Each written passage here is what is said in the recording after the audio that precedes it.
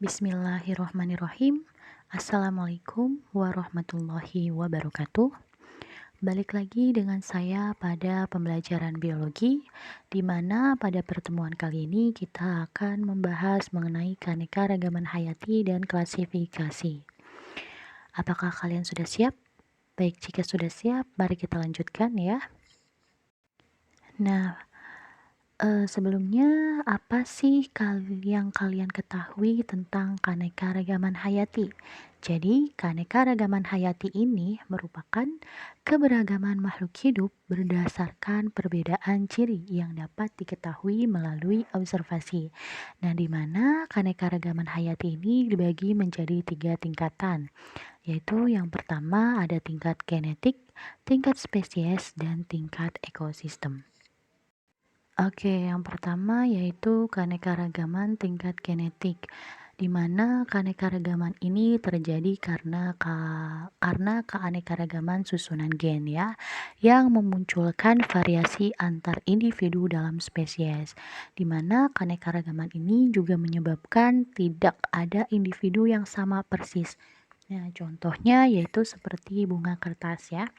Jadi bunga kertas itu kan berbagai macam jenis ya, berbagai macam warna. Ada yang berwarna putih, pink, serta ada juga yang berwarna merah. Oke, untuk contoh lainnya kalian bisa lihat di sini ya. Dan kemudian yang kedua yaitu ada keanekaragaman tingkat spesies, di mana setiap jenis itu terbentuk atas pengaruh kandungan genetik dengan habitatnya. Nah, keanekaragaman tingkat spesies ini juga menunjukkan adanya jumlah dan variasi jenis organisme.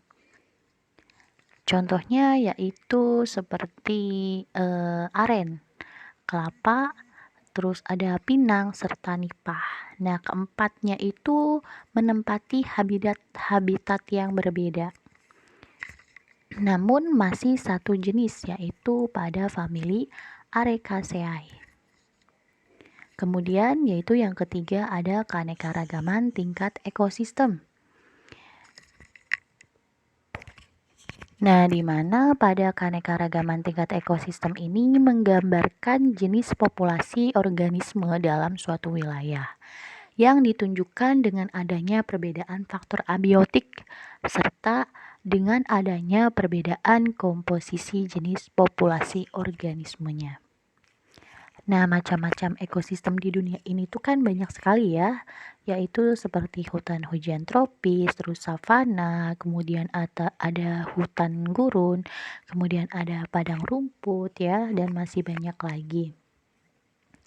Nah, manfaat dari keanekaragaman hayati itu sendiri yang pertama sebagai sumber plasma nutfah, kemudian sebagai produktivitas ekosistem, sebagai perlindungan air dan tanah, sebagai sarana pengembangan ilmu pengetahuan pendidikan, rekreasi dan wisata. Kemudian sebagai pengolahan sampah, nilai sosial dan budaya, serta pengatur iklim. Nah, keanekaragaman hayati di Indonesia itu merupakan negara mega diversitas ya, yang mempunyai 17-25% spesies makhluk hidup dunia yang terdapat di Indonesia.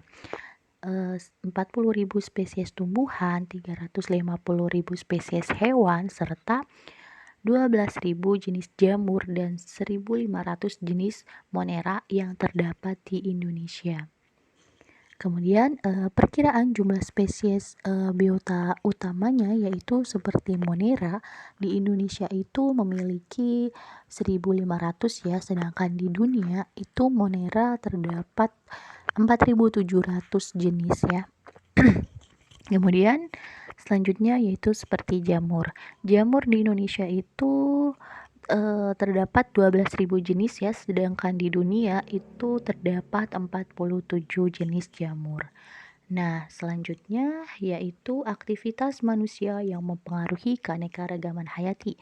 Yang pertama, aktivitas yang menurunkan keanekaragaman hayati yaitu seperti perusakan habitat dan perubahan tipe tumbuhan, kemudian penggunaan pestisida dan pencemaran lingkungan, kemudian penebangan dan pembukaan hutan, kemudian ada pemanfaatan sumber daya alam hayati yang berlebihan dan pertambangan serta pemburuan liar.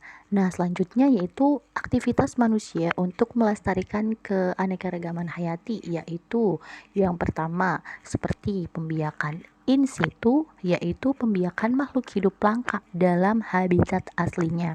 Misalnya mendirikan cagar alam, pembiakan ex situ ya, misalnya seperti mendirikan cagar alam. Nah, kemudian yang kedua ada pembiakan ex situ, di mana pembiakan ex situ ini merupakan pembiakan makhluk hidup langka di luar habitat aslinya ya, misalkan penangkaran hewan di kebun binatang. Nah, kemudian ada klasifikasi makhluk hidup, di mana pengelompokan makhluk hidup ke dalam tingkat tertentu berdasarkan kesamaan karakter yang dapat diamati antara lain seperti morfologi, sifat genetik, dan tingkah lakunya. Nah, tujuan dari klasifikasi ini yaitu untuk menyederhanakan makhluk hidup yang beraneka ragam yang terdiri dari 7 takson, yaitu seperti kingdom, phylum, kingdom atau regnum, terus ada divisi atau phylum, terus ada kelas, ordo, famili, genus, dan spesies. Jenis dari klasifikasi ya, yang pertama ada klasifikasi alamiah dan kemudian ada klasifikasi artifisial, kemudian ada klasifikasi konvensial dan ada klasifikasi modern serta ada klasifikasi numerikal dan klasifikasi evolusioner serta ada klasifikasi kladistik. Nah, 3 kingdom itu seperti kingdom Monera, Plantae, Animalia. Sistem kingdom itu terdiri dari 3 kingdom ya, ada kingdom Monera, Plantae, dan Animalia. Kemudian 2 kingdom, yaitu kingdom Plantae serta kingdom Animalia. Kemudian ada 4 kingdom, yaitu Monera, Fungi, Plantae, Animalia. Sedangkan ada 5 kingdom, yaitu Monera, Protista, Fungi, Plantae, dan Animalia. Sedangkan ada 6 kingdom, yaitu virus, Monera, Protista, Fungi, Plantae, dan Animalia. Nah, binomial nomenklaturnya itu yang pertama itu menggunakan bahasa Latin, terdiri dari dua kata. Kata pertama yaitu nama genera atau genus ya, yang diawali dengan huruf kapital, dan kata kedua yaitu nama spesifik atau spesies yang ditulis dengan huruf kecil.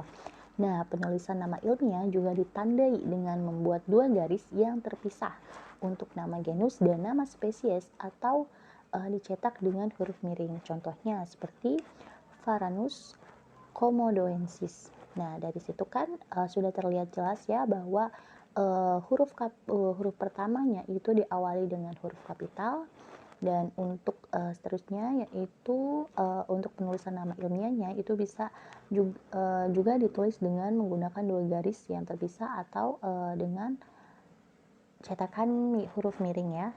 Seperti yang saya gunakan ini merupakan cetakan huruf miring.